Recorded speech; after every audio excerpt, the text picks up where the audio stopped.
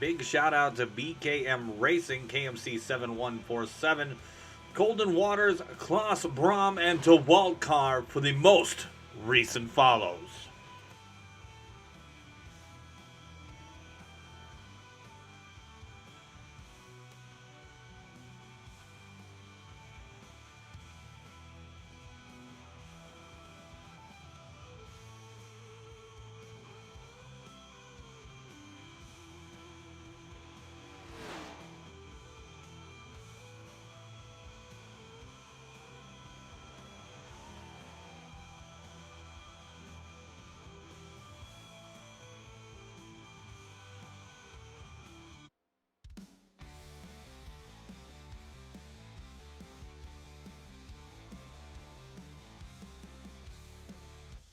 In just a moment, we will start up Gears Freaks and the amazing events that transpired at the Coordinators 200. Stay tuned.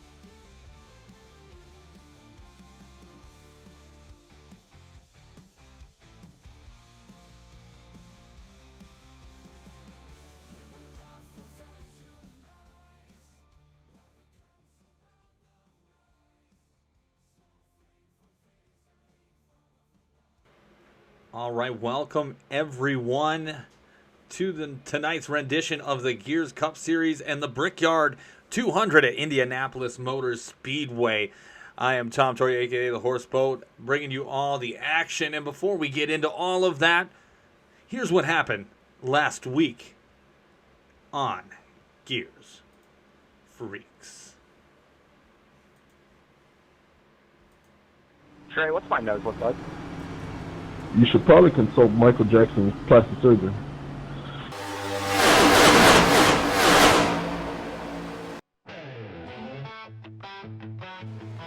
Welcome everyone to the Coordinators 200 here at Iowa Speedway. We have 200 laps tonight, no stages and stage breaks.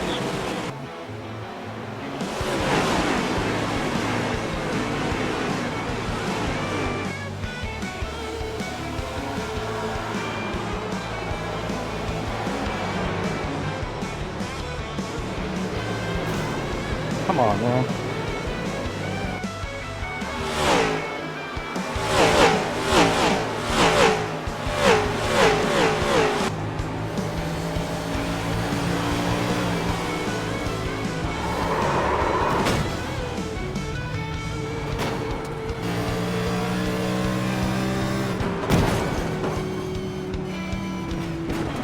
Sorry, guys, broke. Couldn't steer.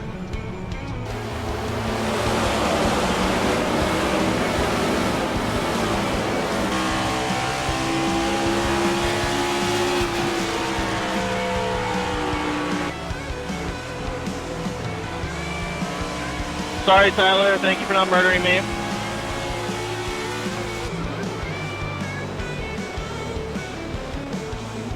What happened to you, 45? I lost balance. That was scary.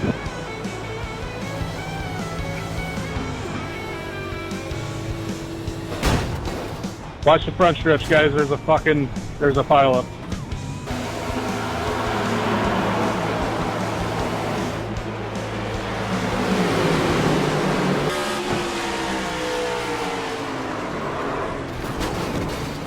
Wrecking in one.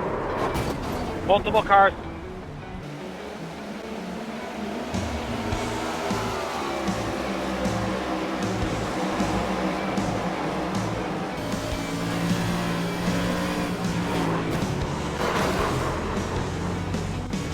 That's a quick way to lose the 0x.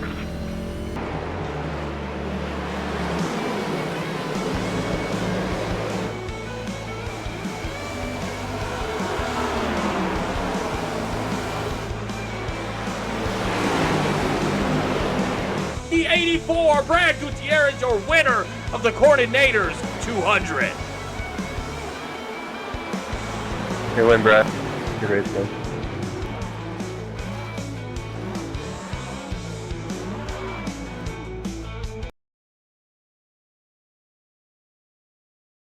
So we bring you back in now. As you can tell there, Brad Gutierrez walking away the winner. And what a great night that was. Let's bring you in the booth just for a moment again. I am Tom Torrey, a.k.a. The Horse Boat. Hopefully you guys are having a great Friday night. I know I am. I am ready for the Brickyard 200 with all the transpiring with the big IT outage today. There was a little bit of controversy whether or not we were going to be able to get this race in, but I'm happy to report that we are, and we are going to get set for 200 miles here at Indianapolis Motor Speedway. If you notice the shirt, this is the iconic shirt worn by Brayton Laster's pit crew here today for their race at IRP. Hopefully, I didn't see the end result of that. I watched a little bit as I was getting ready to go on the air, but I did not get a chance to finish it. So hopefully he did well. We're rooting him on here from Gears. Gears actually made the shirt, so that's pretty freaking cool. And we are happy to be a part of that relationship. Again, looking down pit lane right now as we have a couple minutes before qualifying. And let's take you in here this week of what is going on inside Gears. Point standings. Everybody wants to know points. We are 6 races away from the playoffs. Again, winner last week was Brad Gutierrez with Matthew Weeks in second. And Jalen Handcamp showing again that he can make the podium, getting that third place finish. Now, if you look at the standings, Peyton Howell, under contract restrictions, is no longer a part of the Gears Cup Series. We hate to see him go, but he has retired from the league, so that will eventually change over. Brad Gutierrez right there now, presumably will be your leader here after tonight. Van Drugman, Connor Rowe, Josh Cole, Chris Parkman, also one of those that have retired. Sean Anderson, Justin Shoup, Mike DeWalt, Jonathan Evans, that top 10 window. A good thing to note here, Cody Johnson in the 08 set to make a return in a few weeks from his 6th race suspension. We look forward to having him back in the lineup.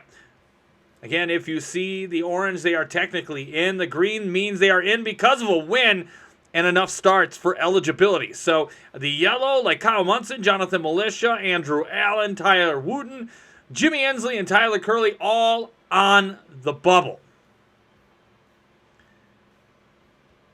That was a lot. Getting into the home stretch of the schedule here. Very excited for next week, Daytona International Speedway for the Pepsi 200. But tonight we have 80 laps at the Brickyard. 2 weeks from tonight will be New Hampshire Motor Speedway, and then the MAT 45 at Canadian Tire Motorsports Park. And then Pocono Raceway. And then the last but not least, the last gas for air to make the playoffs will be August 23rd at Michigan International Speedway. So hopefully you'll have your, you circle that date in with a pen or a pencil.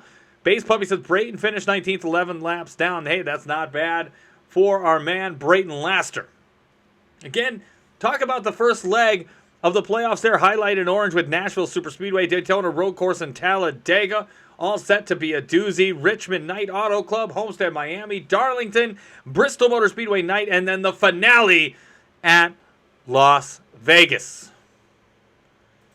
Bring you back in the booth just for another millisecond before we get out and running. Want to welcome you all in from all corners of the earth. Hopefully you're having a wonderful, wonderful night and spending it with us. Like I mentioned before, we're going to have 80 laps on the docket tonight.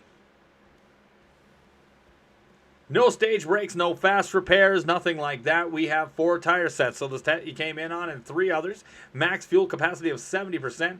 Again, we have 2 guys in race control tonight with Nate Williams and Tyler Steiner. The winner of the Brickyard 200 will earn a $50 prize. Second place will earn $20. Third place will earn $15. Fourth place will earn $10. And finally, fifth place will earn a 5 spot All thanks to all the drivers here and for the admin team who's putting it on here for you tonight. So again, $100 will be shared amongst the top 5, if that makes sense, if I'm speaking English, if we are here live and together right now. That's the way it is. So again, we're getting set for qualifying. We'll take you out on the track first. And guess what? We're going to do a little loose and loud to get you going. Right away, right off the bat, with one of the drivers randomly selected as they make their way on the track. Again, we have a full house tonight. It looks like we might have some people going home. We're going to take... Let's focus on somebody we haven't focused on before. Let's go all out with a 28 of Skylar Comstock. We're going to ride around with him, do a quick loose and loud.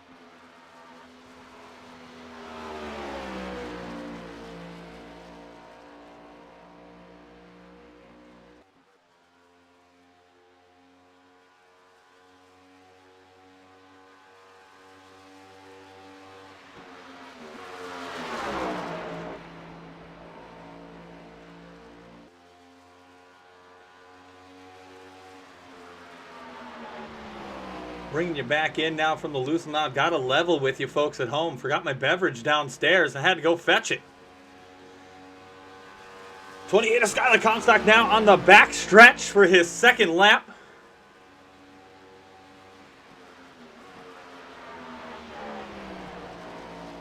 If I can give you the track map, I'm going to give it to you. There we go. From the start-finish line, coming around turn 4. His first lap was a 52.50, good enough for 6th place. See what he can do coming off of 4 into the front stretch. Skylar Comstock's gonna get a 52.49. Potentially better leaves him in 12th place. Matt Albert looks like his first lap is a 52.56. Coming around turn 4 for his second lap.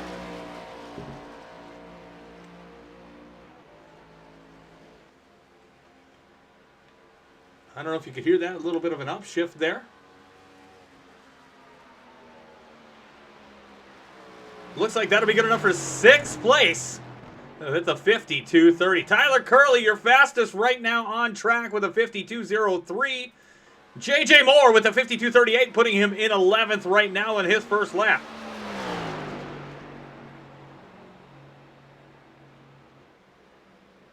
Oh, looks like he is done. My apologies there. Good enough for 11th. Matthew Weeks going to be sitting pretty there in 11th, bumping J.J. Moore back 1 Connor Rowe. 10th place. A lot of good names up near the front. Paul Wilkins in the 11 machine. Looks like he's on track hanging out in his own little reality. Good for him. Caden24 says, I missed every corner on the track on my lap. Hey, man, it happens, but you're good enough for 4th place here in the Gears Cup Series. Congratulations for that. That's a plus, right? Matthew Weeks, good enough for 6 with a 52.12. But Tyler Curley, and we welcome back Ethan Burrell. I can't believe I am reading that name on the screen. That is such a pleasant surprise. Welcome back to Gears. Let's see if we can get David Tooker. Looks like he is done as well. Yeah, it looks like qualifying has finished up. So that's that for that one.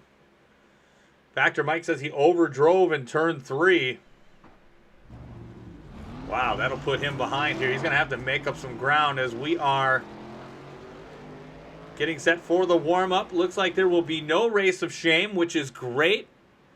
We don't want races of shame. That means we don't have enough people for a full field, so that's good. Might have about 39, I am told. Base puppy Nate Williams there in the chat, keeping us informed. Again, big shout out here tonight, Brayton Laster with the Pit Crew Pizza shirts. I'll be wearing this on my golf outing tomorrow. And getting weird looks from everyone, but I'm going to be proud, loud and proud about this shirt. Love the pepperoni. Again, if you're having a beverage, I would encourage you to go get one and get ready for tonight's action. Again, 80 laps on the docket.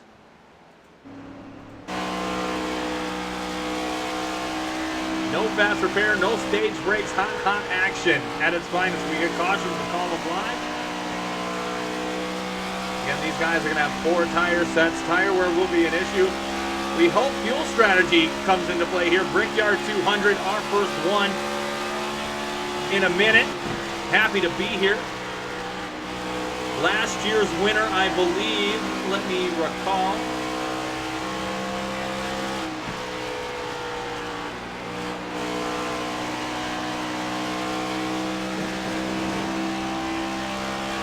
Nathan Fuller was the 2023 Brickyard 200 champion. If I'm reading that correctly, which I believe that I am, yes, he was a 2023 winner. I remember it almost like it was yesterday.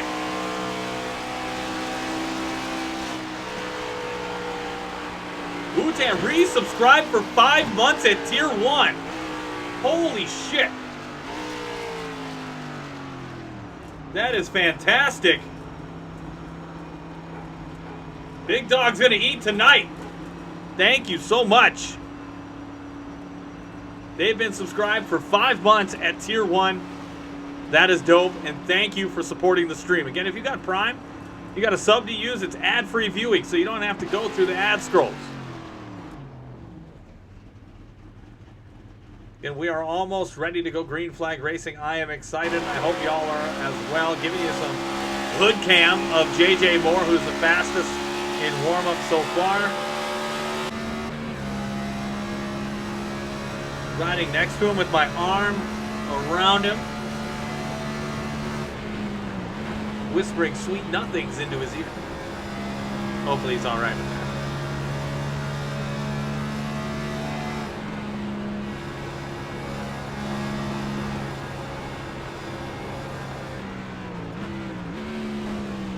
Gotta say, got some Old Smoky Moonshine for the event.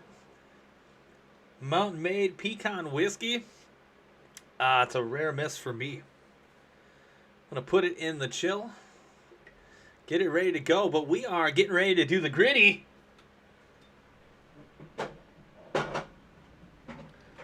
Hopefully you are ready for 80 laps at Indianapolis. Again, next week is gonna be the Daytona and the Pepsi 200. Looking forward to that.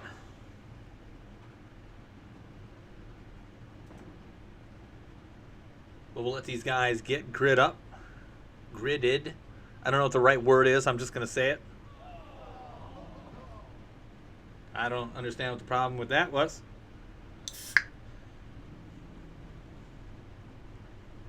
But again, we don't have many races to go. So if you're close to being on points, to being in on points, consistency is key tonight. A good finish is muy importante. And if you ever have a win in RN, that means you go balls out. You go for whatever. But if you're on that bubble, a win would help so much.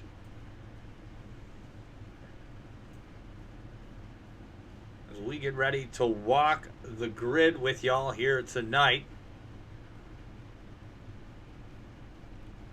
Hopefully everybody is just about in. As we are waiting for that again, the Brickyard 200, sponsored by the Gears admin team. $100. $50 to the winner. $20, I believe, the second. $15 to third. $10 to fourth. And $5 for fifth. All right, we're going to go because I want to get everybody in. Starting on your front row here tonight is going to be Tyler Curley. On the outside of him, on row 1, that Office Depot 14, and back in the Gears Cup Series is Ethan Burrell. Alex Tilley and Caden Dietrich in row 2, with row 3 being Jalen Handcamp and Matthew Weeks. Brad Gutierrez and Paul Wilkins head up row 4, while row 5 is, oh wow, everything just went black. That is amazing. All right. Trey Holmes and David Tooker, that's what's happening. Trey Holmes with his internet connection messing with me, so that's awesome. David Tooker outside. JJ Moore and Matt Albert, row 6. Connor Rowe, Van Drugman, row 7. Row 8 is James Bowles and Jonathan Militia. Mike DeWalt and Blake Schneider, row 8. Row 9 is going to be Skylar Comstock and Zach Duche. Nathan Fuller, Dorian Davis in row 10 or 11, wherever these guys are going right now. Justin Vandermerel, Logan Morris, Andrew Allen, Michael McCammon, Christopher Pugliese, Min Hang, Jordan Powell, Joseph Enright, Jimmy Ensley, Tyler Wooten, Ryan Robertson, Stephen Gurley Jr., and Justin Shoup. Looks like Josh Cole, Brandon Meyer, and Aiden Lund presumably starting from pit lane.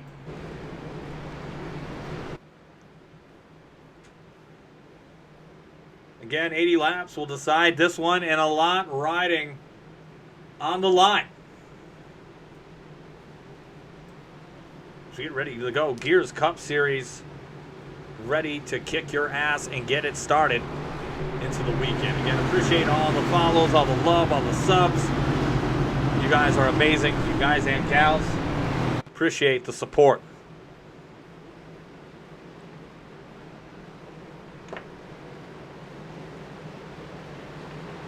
I was worried coming in today that the internet outage would screw us all over. But I digress. We are here. We are live. And we are ready to go. As the Gears Cup Series 2024 Brickyard 200 about, set, and ready to go. Tyler Curley, Ethan Burrell lead us down to the green flag start. Here we go. Brickyard 200 Gears Cup Series.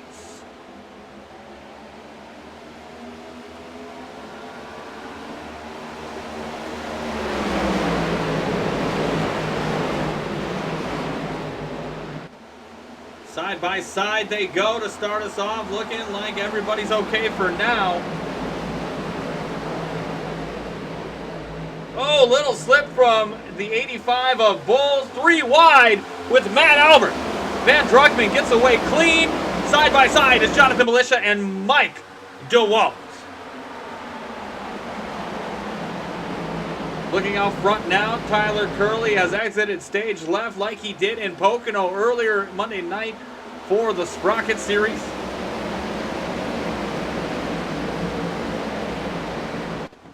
And he's going to lead lap 1 of the Brickyard 200. Paul Wilkins to the inside. Looks like he might have gotten bumped out. Right on board with Scotland's best oval driver.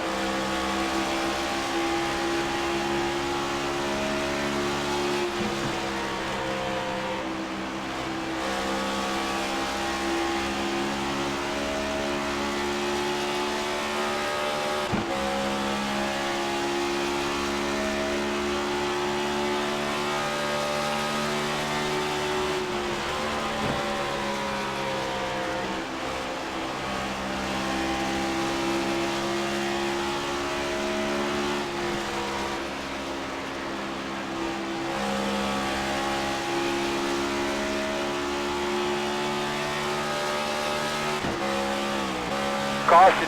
And we have our first Kind of walk caution me of the through a night. lap here, please. Oh, big action back there. I'm going to back that ass up and see what we can see.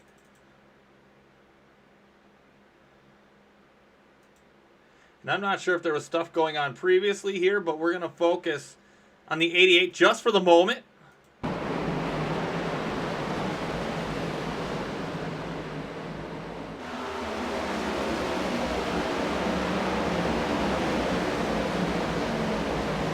Oh, yeah, looks like there was already action, and yeah, there you go. That'll do it. Nathan Fuller, last year's winner. Oh, teammates smashing each other. With Pugliese, his nose is screwed. Got a feel for that team.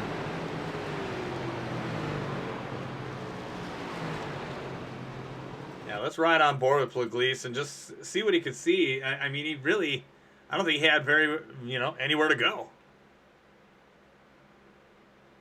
Let's back it up. Looks like he was gonna, he's far enough away though, so I'm not sure what happened. Let's find out.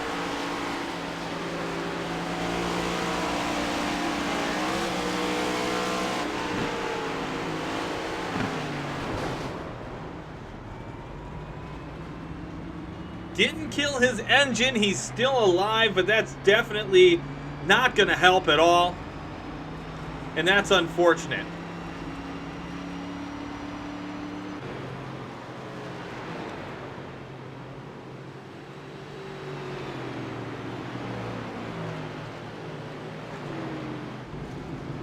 Yeah, you got to feel for these guys.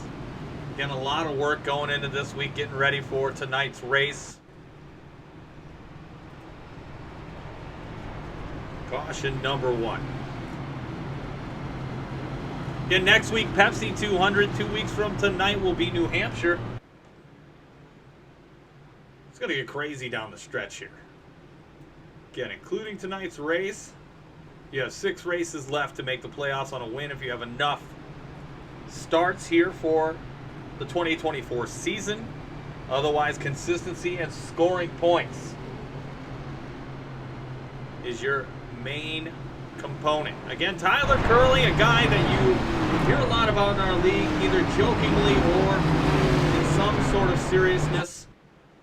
A guy, young man with all the talent in the world. He has put together a win in the Sprocket Series. He has dominated some races here. He had North Wilkesboro in his back pocket, lost it. Pocono Monday night, had that in his back pocket, lost it. It's just coming down to capitalizing when it counts.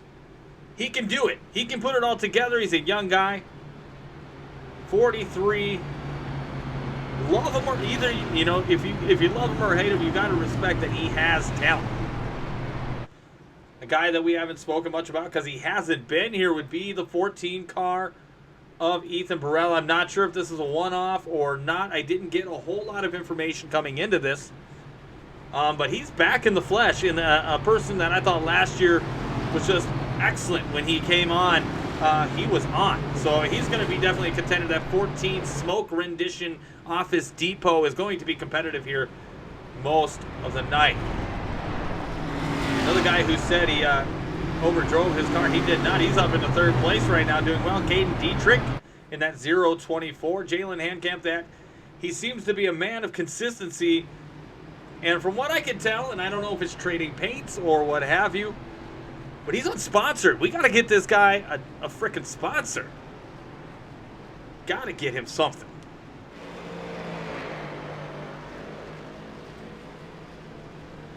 My main man here, Alex Tilley, Great Lakes Brewing Company Toyota. Beautiful car.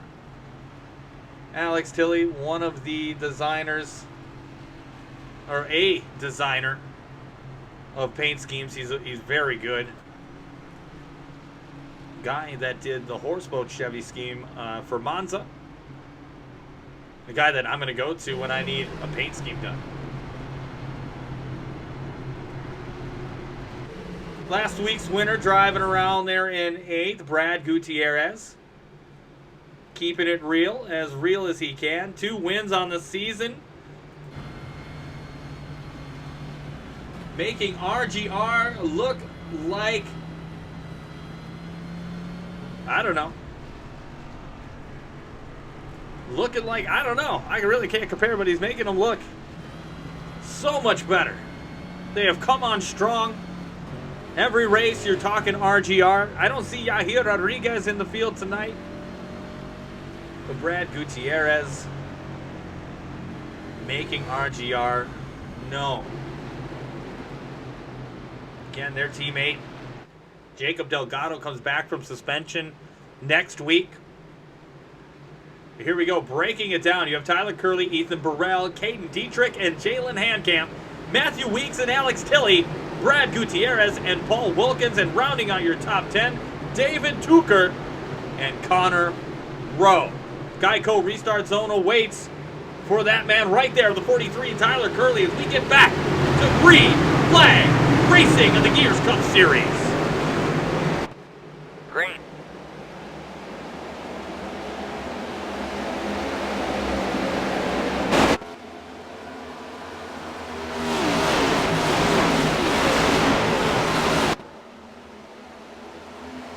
Off to a good start is Curley in the field, pursuing behind him.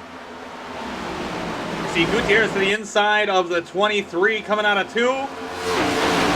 Side by side down the backstretch, they go.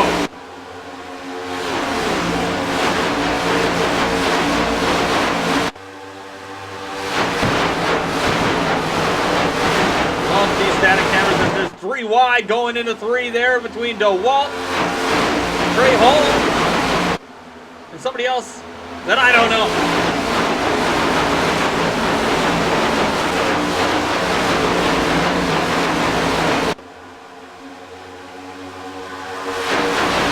Curley will lead that lap now.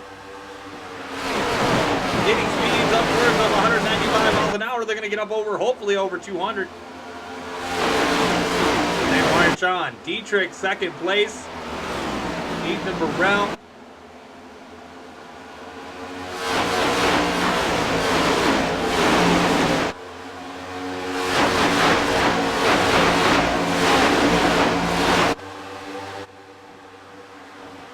Back out of the static zone for a moment.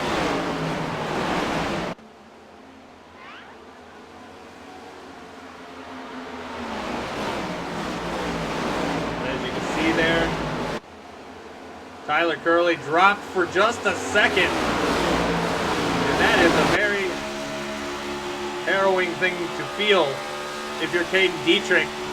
All of a sudden the guy in front of you that you're drafted with is gone.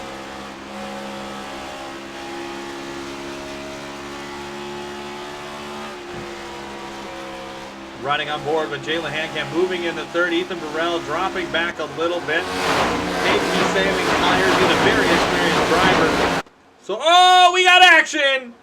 Zach Duscher and Min Hang. Talk to me, good footing up. Min Hang driving backwards down the track.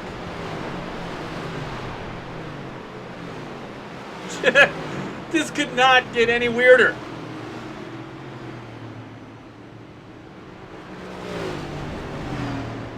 We'll replay just a second, but I just kind of want to see how this plays out. He is driving down the track in reverse. Oh, he's gonna hit the wall. All right, let's find out what happened, as we enjoyed that comedy for a little too long, in my opinion.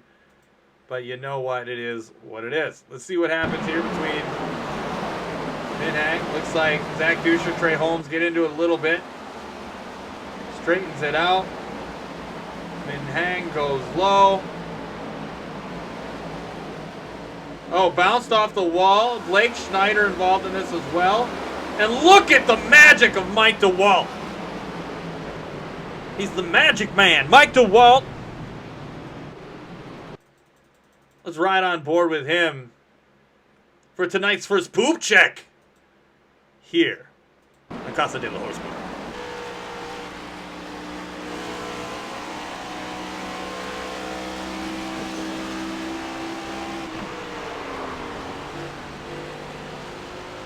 And that was purely magical. Like pulling a rabbit out of your hat. Moving forward now. And that was a battle there for about 15th.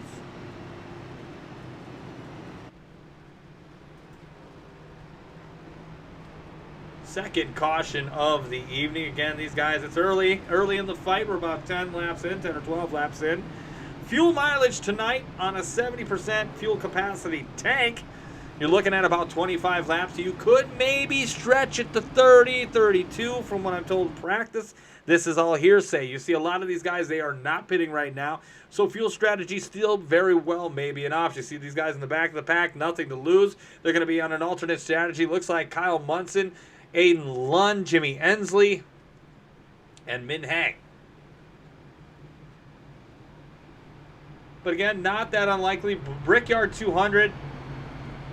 In Gears, this is one of the most talked about races. It's highly sought after from these drivers. A lot of these guys, they want it bad.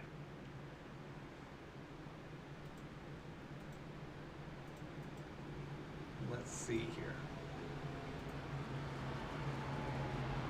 All right, looks like I'm going to try to find a...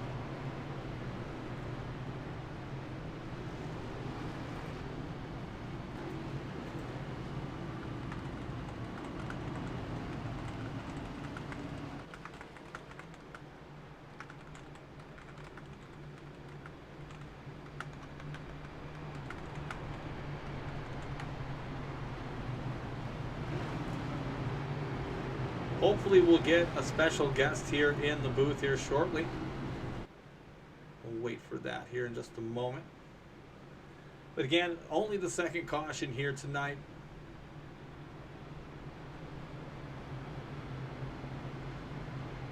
Like I said, a lot at stake. Some of these drivers not eligible, but most of them are. Most of them are hungry. But again, a guy to play spoiler tonight, Ethan Burrell. JJ Moore, one of those guys. Not sure if James Bowles is eligible. I don't think that he is. But the rest of the field pretty much is eligible. Maybe not Caden Dietrich, but I cannot remember.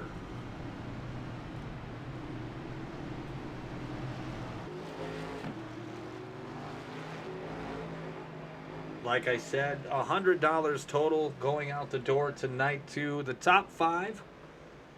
$50 for first. I'm going to look at it again so I know the facts here. 50 for first, 20 for second, 15 for third, 10 for fourth, and 5 for fifth.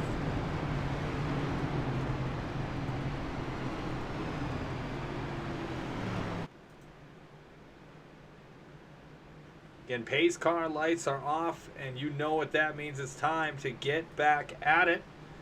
Caden Dietrich, Tyler Curley front row with Jaden Hankamp and Ethan Burrell. Matthew Weeks and Alex Tilley in row 3 with Paul Wilkins and Brad Gutierrez in row 4. Van Drugman and Connor Rowe are going to be row 5. Looks like James Bull, JJ Moore, Jonathan Militia, Matt Albert, Trey Holmes, Blake Schneider, Mike DeWalt, Kendorian Davis, Justin Vandermerel, and Joseph Wright, your top 20.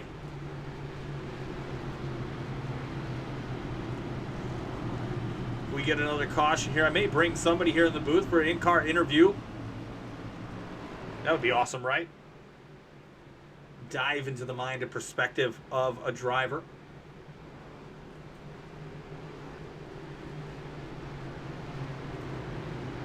That or they don't want to talk to us at all, which I totally understand.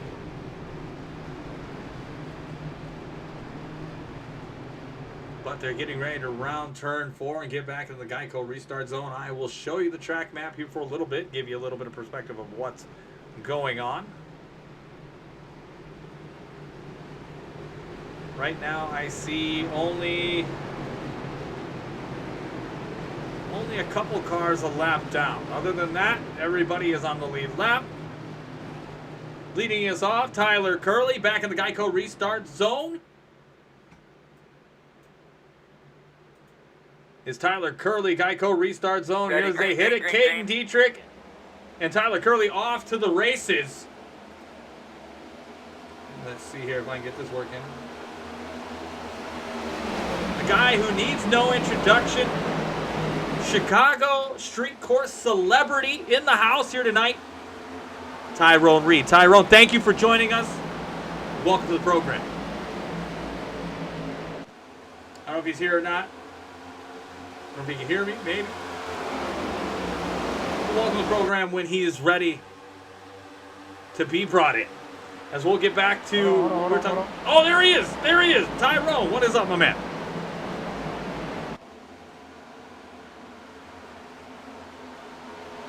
What's going on, brother? I can't hear you, but give me 1 second. All right. Tyler Curley. Oh, Matt Albert eating pit road walls.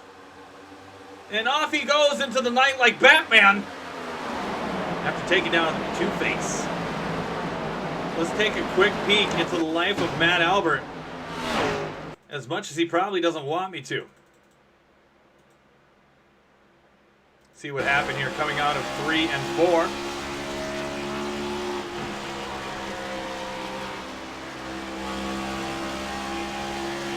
Just got, just tagged that rear corner panel of James Bowles. Hits the wall, goes in the pit lane. Obviously going to have to serve a black flag and also fix that damage. That is unfortunate for Matt. Last lap winner at Monza.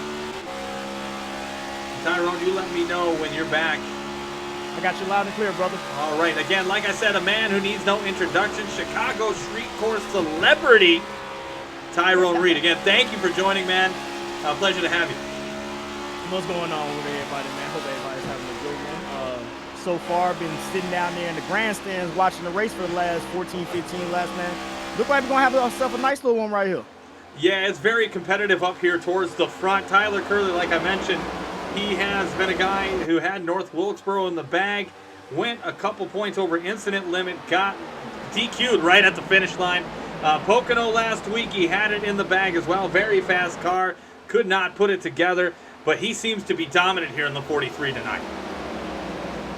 Well, if you always can dominate at Pocono, then you can carry that same type of momentum and driving style here at the Indy, because they're pretty much 1-1. Yeah. But he's definitely hanging strong out there as he's snaking down the front straightaway trying to break that draft.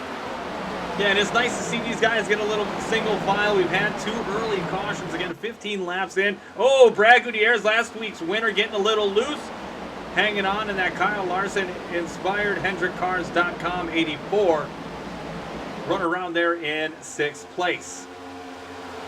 Now, if this bad boy goes green for a little bit, depending on how some of these guys' strategy is, they could try to play it on one more stop and try to make it all the way. If you save fuel enough and ride around in 5th gear, you can easily get 40 to 41 laps on the tank of fuel. Now, I've heard from different drivers as far as their strategy and how they drive the track. Some people downshift in the 4th, some people just keep it in the 5th. What would be your recommendation from your perspective? Well, if you're just out there logging in laps, trying to save fuel, or everybody just single file as it is right now, best bet is just to ride around in 5th gear. That 4th gear is more of a less trying to make a pass or just trying to stay with the draft if you are losing draft just a little bit down the straightaways. Watching live here, battle for 12th position between Jonathan Militia, Paul Wilkins, and J.J. Moore. Oh, excuse me, it's a battle for 10th, riding on board now with J.J. Moore. J.J., a newcomer to this league. He's only been in the league a couple of weeks, a Monroe, North Carolina native, but making himself known fighting for that top 10 spot. Definitely on his coming to a track like Indy. Indy is definitely a challenging track. Even though both turns look the same, meaning 1 and 3, they drive completely different. 1 is more of a tighter turn. The car usually wants to push up a little bit coming out of there. 3 is more of a more freer turn. The car feels good. It feels incredible. But when you come out of 4, though, ooh, does it get sideways? Yeah, if you don't catch it just right, you're going to do what Matt Albert did and put himself in pit lane, but scraping the wall like a cheese, facing a nice stinky cheese on a cheese grater. I don't know if you saw my shirt, Tyrone, but I got that Brayton Laster pepperoni Arca Menards series out. Guy makes, he's a fashion forward guy. I don't know if you ever heard of Brayton, but you should check him out. Oh, okay, definitely. I'll definitely do that. Tyler Curley, Jalen Handcamp, Ethan Burrell, Alex Tilley, and Caden Dietrich in your top 5, with Brad Gutierrez, Van Drugman, Matthew Weeks, Connor Rowe, and Paul Wilkins rounding out your top 10. Again, Tyrone, these guys are going single file. I think they understand now. We still have a long way to go. You know, we have, what, about 60 laps we're approaching to go. Pit stops are going to be happening in the next 10 to 15 laps. I'm not sure if you heard me at the top of the show, but we only have 70% fuel capacity. So 25 laps is typical on a tank. You might be able to stretch it, especially if you're really good at doing that sort of thing. Well, even if you're able to stretch it, especially how big this track is, I'll still say saving fuel is a must. Even if you can just get 1 or 2 extra laps, I think if this bad boy goes green, that will help you out in the long run. Absolutely. Again, 2 early cautions, but hopefully here we will be good. Riding on board on the hood of the 56 of Matthew Weeks, currently running in 8th place. A guy who has come, one as well as Ethan Burrell, has come back into the Cup Series fold. The availability has changed, what have you, whatever the reason may be. Both these drivers, very valuable assets to Gears and very competitive drivers. And back to India, another thing that I like about Indy, you can really tackle this track like a super speedway. With these cars being so draggy down the straightaway, it punches such a big hole in the air. You can really, like I say, save so much fuel and really just coast into the corner and just have the car in front of you just take you down the whole straightaway. You really can drive just like a super speedway around. Oh, we got action! Oh, shit. Quickly tell me about your car if you can. Looks like Joseph Enright. Oh, Min Hang lost his front bumper. Let's back that ass up and see what we can find. Corey LaJoy. Throwback scheme, question mark? Not sure what's going on here, but let's ride along with these guys and just see.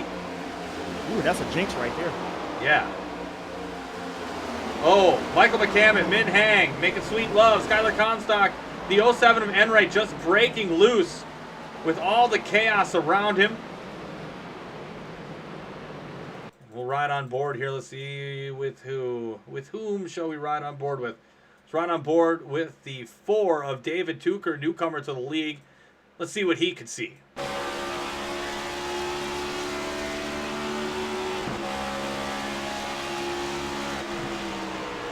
my goodness. Getting buck wild at Indy. It looks like the 07 Corey LaJoy paint scheme got into the wall coming out of 2, and that right there kind of bottled them all up right there. And it seemed like somebody didn't really realize that there was 3 wide or that close of 3 wide, and a little bit of movement left and right sent them all spinning. That's unfortunate for these guys. I know, especially early in the week, we almost went with a custom setup. We didn't do that. Went back to the stock setup that iRacing gives you. Practice was pretty competitive, I'll tell you that much. Yeah, as you can see right now, looks like he enters 2, middle high, and then slaps the wall. Min Hang tries to take advantage of that opportunity for that position.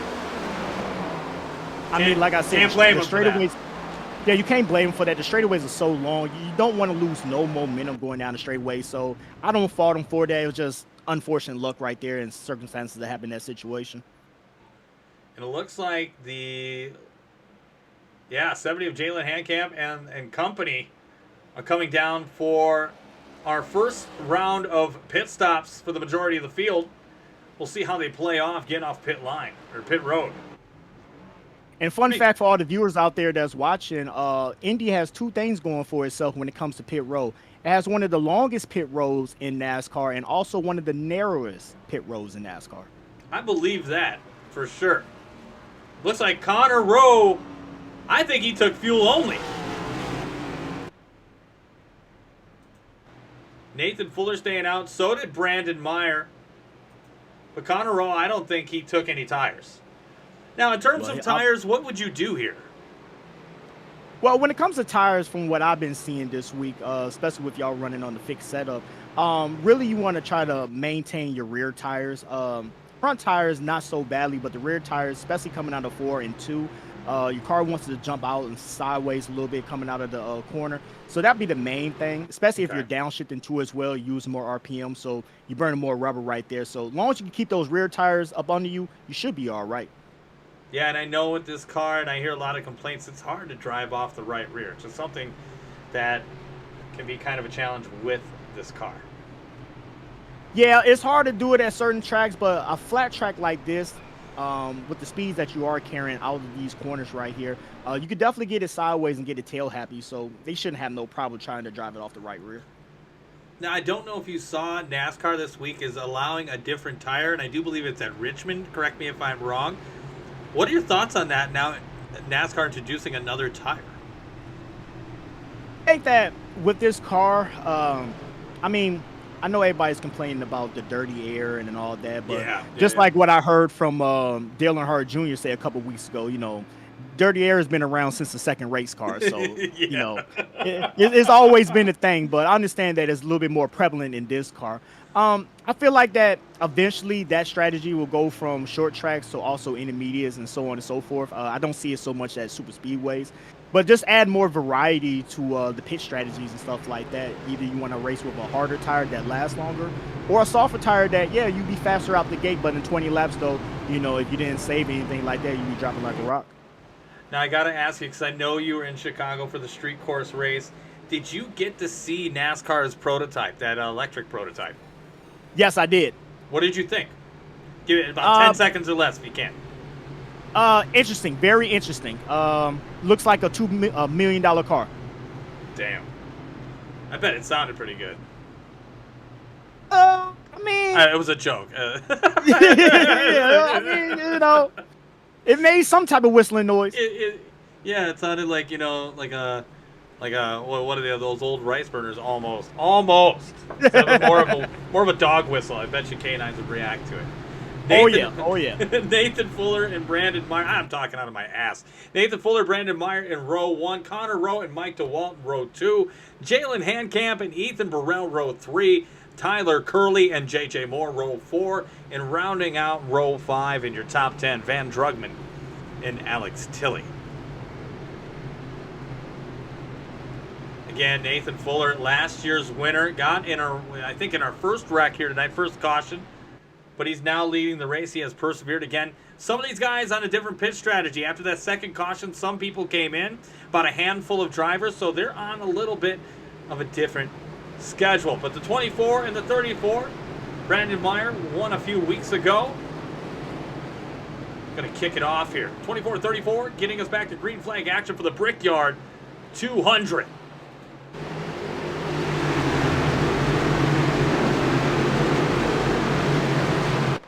Green flag. Gotta be very patient with the checkups and this long front straightaway. A lot of 2 and 3 wide action going into turn 1. Yeah, it gets been. The restarts have been slicing and dicing for position, as it should be. Looks like Rowe to the outside of Meyer. Got a good amount of momentum. Rocket racing 1 and 2 down the backstretch, working together. Looks like Ethan Burrell getting some support from the 70 of Jalen Handcamp to the inside, going into turn 3. Action is definitely heating up in the front runners. Oh! The 14 and the 9 bang doors. It would have been 1, 2, 3 Rocket Racing up front. Mike DeWalt will concede. Move back to pit. And the main thing that the leader has to do right now in this position is just snake, just go back and forth, try to break that draft as much as he possibly can. Even if you can't break the draft, try to keep them side by side on the side that you can go ahead and continue to pull away. Right. Side-by-side action is good news if you are the leader. As Tyro mentioned again, thank you so much. He hits the wall. Fuller hits the wall. Not sure what happened, but it looks like there's a caution. Let's back it up. Let's see. Oh, 29 and 86. Looks like that's Stephen Gurley Jr. and Tyler Wooten. Let's back that ass up and see what we can see.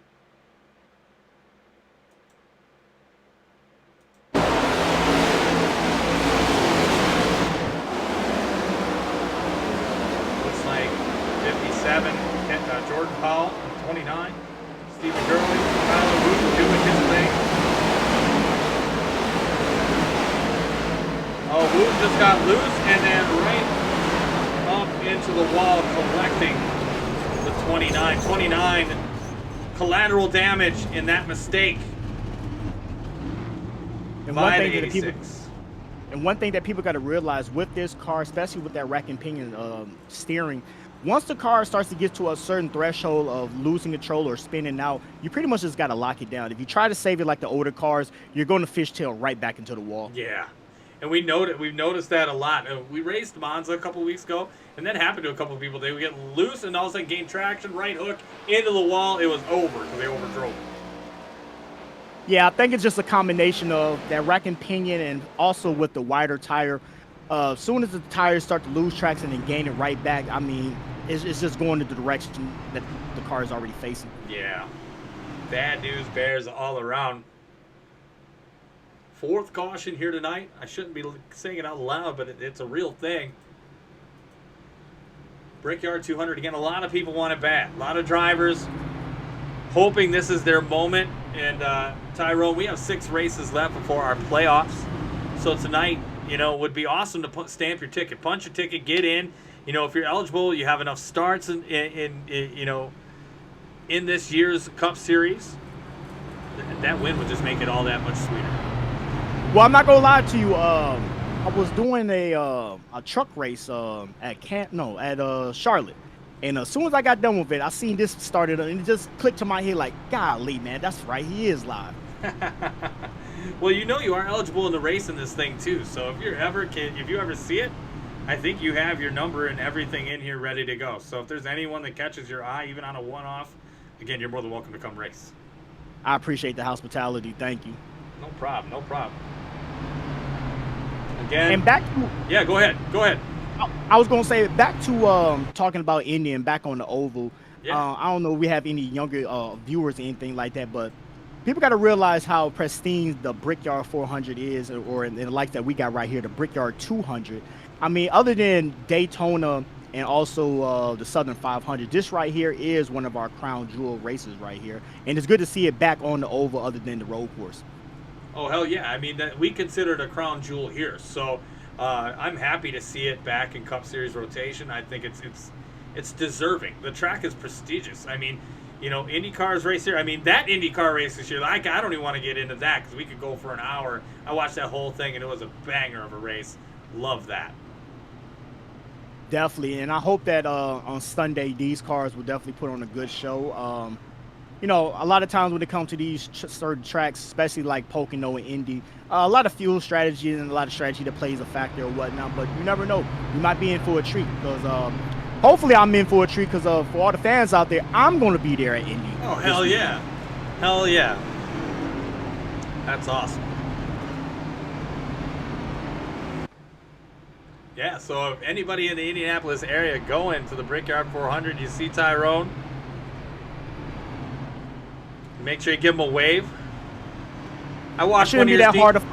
Hey, shouldn't be that hard to find. I watched one of your streams and you're like, don't approach me right away. You got to wave from far off. You can't start on my man now. So again, be nice to him. Say hello. I get a little nervous at times when random people come up to me. I don't blame you, bro. In today's day and age, in this world we live in, I don't blame you at all. I don't blame you at all. With the crazy stuff happening in America alone, I mean, you could go on and on and on. Oh yeah, oh yeah. Nathan, but I hope that this Sunday is a great turnout, though, man. I hope a lot of people come out there. Yeah, it should definitely be a nice little turnout. It's been about 5 years now. I'm glad. Like again, I'm thankful it's back in rotation. Stephen Gurley Jr. with angry emojis. I got Go Curly and Drugman. Curly and Drugman, I think, are a part of a team called We Beat Your Favorite Driver Racing. I don't know. Ooh, I love that. It is. It's definitely a catchy name. We are, as you see on your track map there, I like to leave that up for the fans at home so they can kind of see where the field's at. Some guys need to catch up real quick as we get down to the backstretch. But let's name off who's in our top 10 as we go back to Green Flag Racing. Nathan Fuller, 24. Connor Rowe, 5. In row 1, you got Jalen Handcamp and Ethan Burrell, Tyler Curley and Michael DeWalt, Van Drugman and Brad Gutierrez, and J.J. Moore with Caden Dietrich rounding out your top 10. Biggest mover of the night so far is 23 spots up from 38th to 15th is Ryan Robertson, and that Castrol 66 Toyota Camry looking sharp. And here we go as they round turn 4. And we're going to get right back at it for the Brickyard 200 again. Next week, we're going to Daytona for the Pepsi 200 night race. Looking forward to that, but we have to get this off of our plates first. Again, the 24 and 25 Rocket Racing duo set to kick it off back in the Geico restart zone. Really quite interested to see how that damage is going to affect him going into turn 1 and coming out of 2. Yeah, I mean, he did take a lick. Got a good start. Takes that high line. And here we go. Clean air is a must if you can get it. And for Nate Fuller, he has got it right now. That smoke-inspired 14, Ethan Burrell trying to get in and lead his first laps of the night. See Tyler Curley going all the way down to the white line on the backstretch to pass Jalen Handcamp. Handcamp looks like he's going to let him have it as they continue on. Again, a lot of cars, I don't know if you notice them sliding into 3, coming out of 3 into 4. Loose is fast, or so I'm told. 3 wide for third between Rowe, Curley, and Handcamp, leaving space for a fourth if he really wanted to snuggle up. Rowe's going to concede position, drop down back inside, crossover on Tyler Curley, and Jalen Handcamp 3 wide. Ooh, he showed his muscles right there in that one. Flexible, did you say I'm a gymnast? Hell no. Oh, we got more action behind us. I don't know if anybody went in the grass. I don't think so, but it could have damn well have been the truth and believed it. Trey Holmes to the inside now of the 75 of McCammon, or 76 of J.J. Moore. And Tyler Curley. Curley in a menage a trois of pain. A lot of 3 wide, 4 wide action going on up here in the front. You'll swear that all these drivers had brand new, fresh rubber. They got the cars anywhere and everywhere on this track. Oh, Curley gets left hooked into the inside. Wow, we have a huge crash. Van Drugman, Mike DeWalt. I know, man. I think when you start putting like an 80s Mike DeWalt has gained so much bad luck over the course of this season. He's in the wrong place at the wrong time, and bad luck strikes the 9 team again. And that's the fear of this front straightaway, just like what I said earlier. The track is huge. It's a 2.5-mile track in radius, but the racing surface is very narrow, freshly coming on that front straightaway when you had the wall on both sides. That just got buck wild fast. Let's see what happened with the 56. It's like watching A&E snapped right here. Let's see what happened.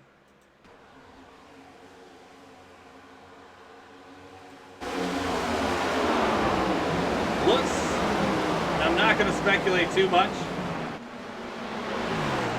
Not many drivers were willing to give there. Caden Dietrich involved, Justin Shoup. Oh, we still have continuing action on behind us. Looks like David Tucker involved. Yeah, we got a lot of people involved in this. This is the first big one of the night. Big shout out to Joe Johnson, 490. Thank you for the follow, bringing it up to 407. And in that situation right there, you have to realize, even though, yes, track position is key, you still have to so it could have been a little give and take right there in that situation, but he decided to still, continue to hold his position strong as he should and as he shall, and collected a lot of race cars right there in that action. Yeah, and a lot of guys, and you'll see it in the Discord, like they get a little bit upset because things like this happen, but people are, they're racing each other for 35th back here, and sometimes it gets to be a little, I don't want to say toxic, but sometimes it gets really contested back there. A lot of these mid to rear drivers, they're trying to make a name, they're trying to move up. Indianapolis, a great place to do it, but you have to pick your poison. Yeah, because a lot of people don't realize when it comes to racing, you have people out there on the different agendas. Yes, we're all trying to win a race and we're all trying to finish good, but it could be something as simple as, I want to beat this one particular person. And that right there could be your whole mindset for the whole race. And certain situations like this can expire in the back. Yeah, and as I mentioned before, Tyler Curley, a dominant race car driver in this league, hasn't put together a win yet in the Cup Series. He has in the Monday Night Sprocket Series, but not in the Cup Series, and it doesn't look like that'll be the case tonight. Looks like the 9 driving through. I don't know if he's stopping or not. But Ethan Burrell is your leader with Jalen Handcamp, Brad Gutierrez, Connor Rowe, and Trey Holmes. Your top 5. Trey Holmes in that Jordan gold and black 25. Sharp-looking scheme, very low-key. Like it a lot. Definitely. He's been keeping his car clean. He's been up here running around in the top 5, top 10. He might be a dark horse tonight. Yeah, I think he definitely could get a win here tonight. Trey Holmes, always a guy who has a fast car. He always shows up with a quick ride. Be nice to see the 25 in victory lane. And another guy who I like a lot too that I haven't seen in a minute is the 54 of Justin Vandermerel. Looks like in that extra, what is that, chewing gum machine? Yeah, long-lasting flavor. Got some spearmint. 2 weeks in a row, Norris Xio says, yeah, unfortunately for them, that is indeed the case. Van Drugman involved in a crash as well. Not a good night for We Beat Your Favorite Driver Racing. But I hope you're having a great Friday night, Tyrone, as am I. Again, I am Tom Torrey, a.k.a. The Horseboat, with me tonight in the booth, Tyrone Reed. Again, you want to give a shout-out to your channel? Let everybody know where they can find you? Yes, no problem. Fly Guy Only 773 on Twitch. Do a lot of iRacing, Call of Duty, or you might just catch me in there having a bottle of Patron and talking crazy. A little bit of everything goes on in my channel, but everybody is welcome. And you know what? I promote his channel. He's a great guy, especially if you want to come in and kick it. He is one of the most relaxed dudes you'll ever see. But get him going on Patron and get him on a subject he is passionate about. It is awesome what comes out of the mind of Tyrone Reed. Again, a pleasure to watch and a pleasure to have you in the booth. I don't know how long you're sticking around for, but very happy to have you. Oh, likewise. Starting to like doing this broadcasting and stuff like that. Never thought I would like it, but you was the first guy to take my V card, and I'm actually starting to like it. Oh shit, that's heavy. That's deep. That's deep, bro. I don't know. Oh, it looks like somebody riding around in the grass.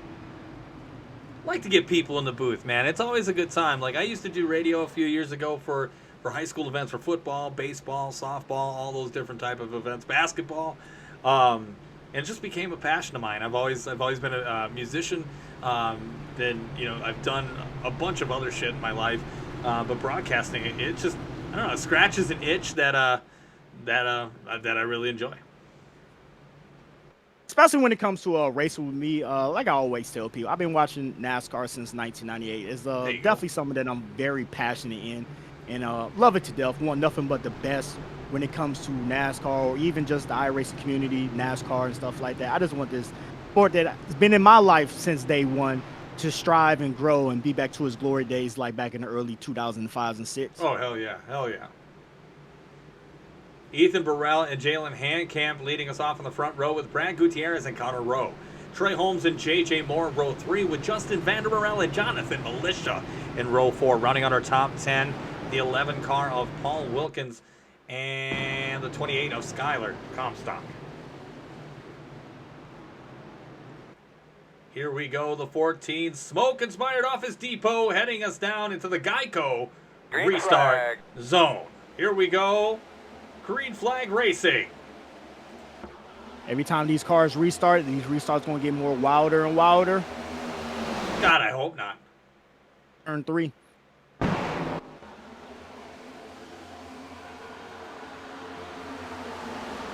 Burrell and Gutierrez and Handcamp. 1, 2, 3. Chevrolet Camaro's dominating the top 5 currently. 70 to the inside of the 84 for second.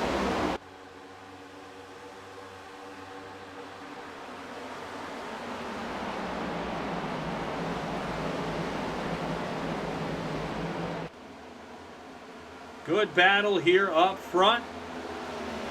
Take a look back near 10th.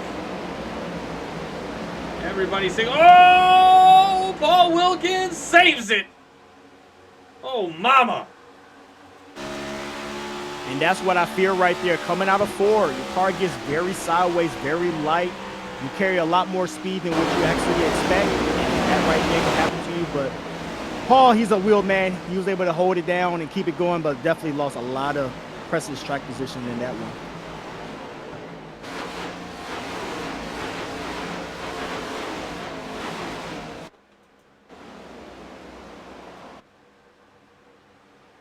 All right, so I think I have to do it.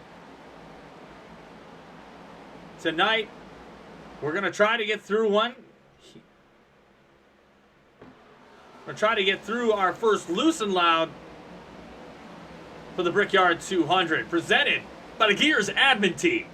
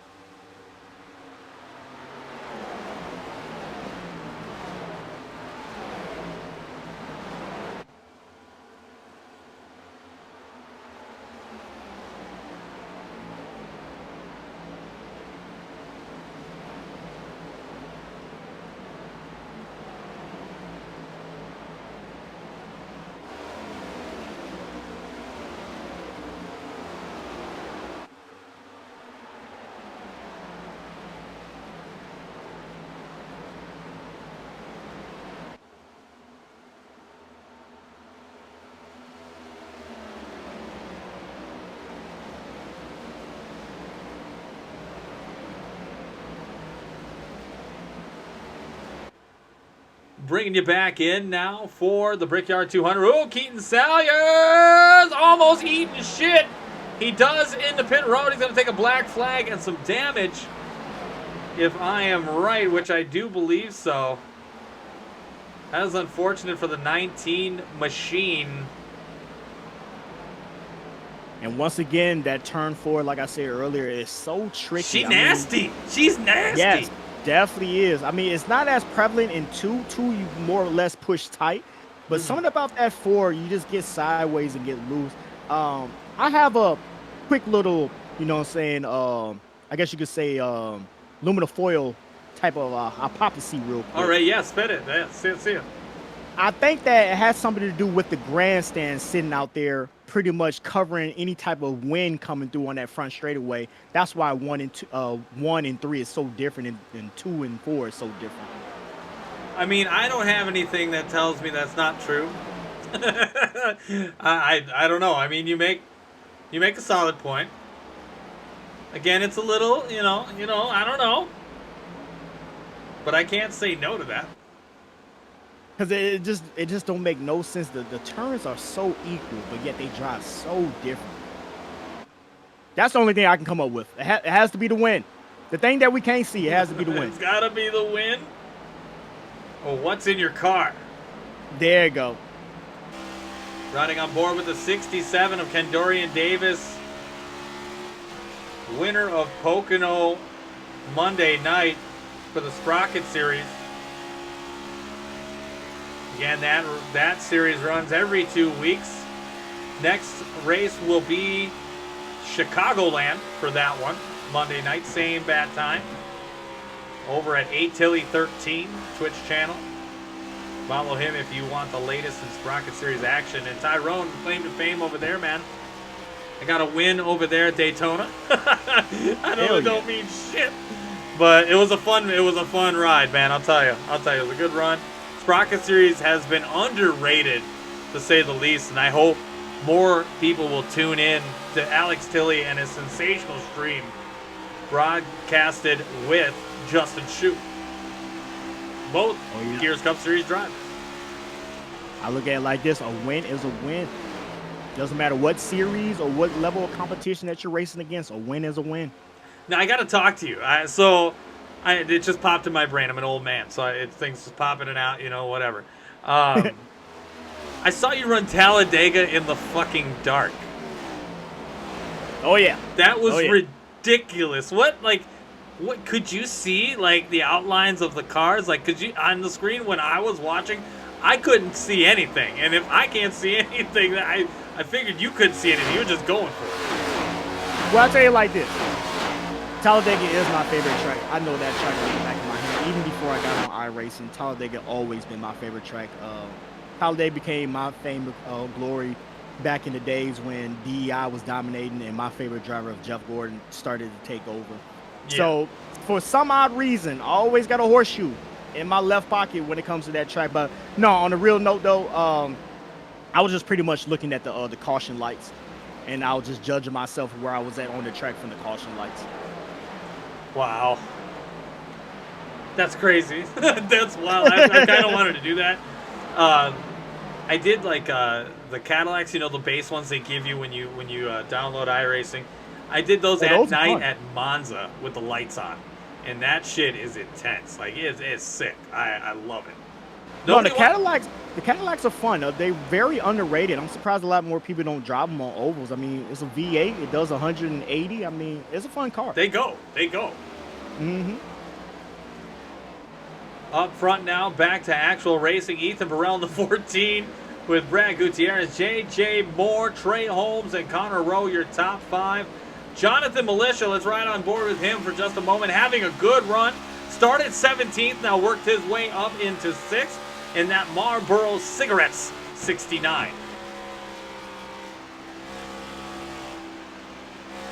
Again, Mooresville, North Carolina native. He says, when you come down to North Carolina and come down to Mooresville, you come to Militia's house, your home. You can sleep in his parents' bed with his parents. Pretty now, wild. that's hospitality right there. That's pretty wild. Just kidding. Pops Militia just making a joke there.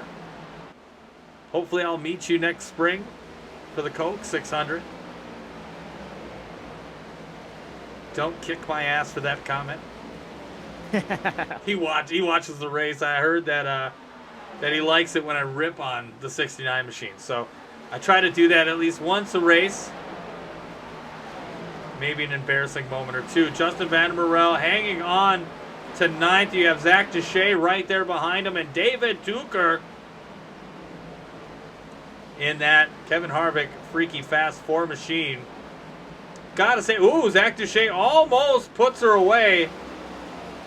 Able to save it. Josh Berry at, what was it, Sonoma or was it Coda?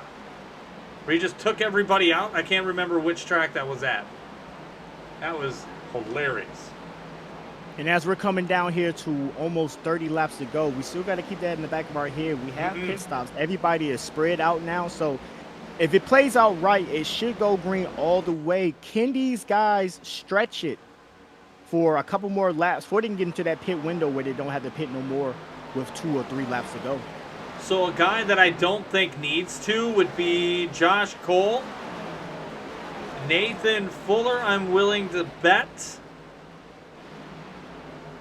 I mean, I think they still will. They're going to have to do one more. I think, now that I'm looking at my telemetry, they're all going to have to come at least one more time. That's what she said. Everybody's going to have to come in and pit one more time.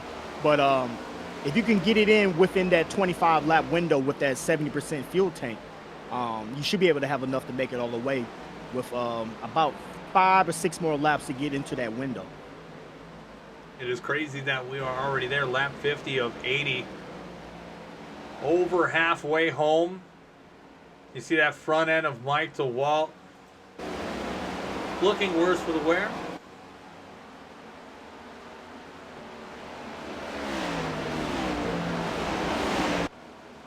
Well, we are less than 30 laps away from crowning the Brickyard 200 winner of a cool $50 cash. Again, top 5 finishers will pay out $50 to the winner, 20 to second, 15 to third, 10 to fourth, and 5 to fifth. And not only the money, but also the bragging rights and the pristine of running the Brickyard 200. I mean, you get to go the whole season and say that, hey, I'm the guy that won the Brickyard 200 here in years. Absolutely. Absolutely. Looks like Gutierrez and Skylar Comstock teammates for RGR as well. Both heading to pit lane as Zach Deshay. So again, like Tyrone mentioned, pit strategy going to come into play now. Looks like a long green flag run ahead. Knock on wood. Hopefully they don't make me eat my words. And this is the part that I was fearing right here. With 52 of 80, do they have enough fuel to make it all the way pitting this early? Yeah, if you're pitting now and if you don't have a field to run with, that may put yourself in jeopardy. If I'm not wrong, I don't think I'm talking incorrectly. I mean, almost 28 laps. I mean, you're stretching it from that 25 to 30 lap window. But if you're by yourself, you're ultimately going to use more fuel. Oh yeah, oh yeah. The more that you can stay in the draft, and it doesn't matter if you're with the lead lap cars or leaders, you can coast, you can keep it in 5th gear, and just try to maintain as much fuel as you possibly can. Because at the end of the day, you know how these races turn out. You can always have that notorious green-white checker. Yeah, and that always seems to happen when it almost looks like the deal has been sealed. As we have the leaders coming down pit road. Yeah, J.J. Moore, now your new leader, started 14th now, all the way up into 1st. Going to put a lap on Zach Deshay. Alex Tilley there as well. David Tucker, Nathan Fuller. Again, on different strategies, we do believe. But I do believe they will have to come down at least one more time. Caden Dietrich right back up there. Ryan Robertson. Matt Albert making his way after hitting pit lane, or the inside of the pit lane wall. Kyle Munson and Aiden Lunn in that Lego Machines number 3. Another thing that I love about this track, just like Pocono, long as you're within that 10 to 15 second range of the leaders, you can go ahead and go down pit road, service your car, and come back out on the lead lap. But the question is, do you push right out the gate, or do you try to conserve a little bit just for the end? That is a big question that will be answered here tonight. Alex Tilley, your new leader. You got Paul Wilkins fighting to get a lap back here. And that's the Shine Spots machine. Again, if you don't know who the Shine is, you need to go over and search him up on Twitch. Scotland's best oval driver, looking for a Japanese wife, I am told. Yes. And if he's able to get himself a victory tonight, he might just find one. If I could speak Japanese on Me So Horny, I would say that right now, but I can't, so I'm going to say it in English. Alex Tilley, Nathan Fuller, Josh Cole, Caden Dietrich, and Ryan Robertson, your top four. Ryan Robertson and Alex Tilley teammates, as well as Josh Cole. Again, two teams. I do believe, I forget who's on which team. Don't really care right now. They are in the top 5 in the Brickyard 200. And another thing about these green flag pit stops, and I haven't seen nobody make no mistakes yet, the pit entry is very early. Right as you come out of 4, the commitment line is right there. You really have to bag it down and wore it down to 55 miles per hour. These drivers doing a very good job of getting their cars wore down to maintain that pit road speed, but it could bite somebody. Now I gotta tell you something. The 40 car of Kyle Munson, he is a sleeper pick for some drivers. Again, if Prize Picks or BetMGM had odds, he would be a long shot. But this guy is a man as if it's long. Green flag runs, this guy does the math. He will think about it like Rain Man in real time, figure it out lap per lap how much he has to save, and he's one of the masters when it comes to super speedway racing and long green flag runs. Is a 40, and that's Spectrum Kyle Munson car. Well, yeah, a lot of people have to understand, when it comes to these races, you don't always have to be the fastest guy on the track. If you play the right strategy and it falls in your favor, you're right up there with those guys, or leading the race and possibly winning the race at the end. A guy that I haven't touched on all evening is the 97, also unsponsored, of Logan Morris. I have no idea who this guy is. Happy to see him in a Toyota Camry running in 7th place. Started 26th, making name for himself. Good race so far for Logan Morris. Hopefully one of these weeks we can get a sponsor on that car, especially with this type of performance that he got going on, sitting here in the top 10 with 25 laps to go. Come on, KY Jelly, we're looking at you. Nathan Fuller in that Stanley machine, your new leader yet again, taking the position back over.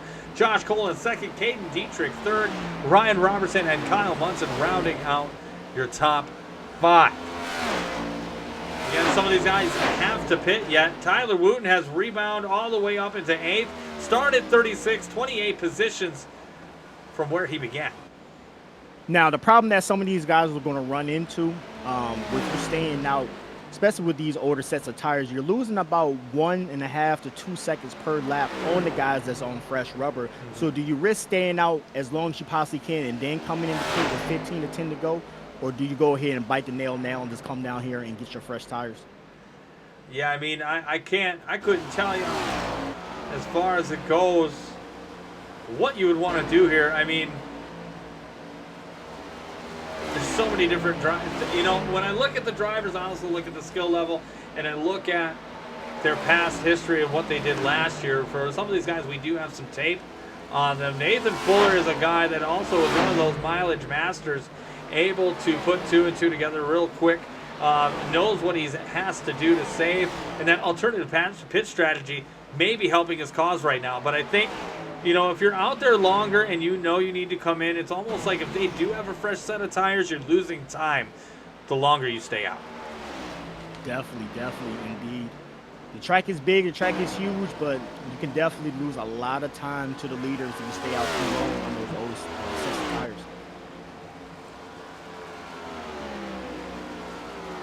It's like some of the greats in any sport you can think of, they try to outrun Father Time, but ultimately Father Time has its way. That's the same thing with these race cars.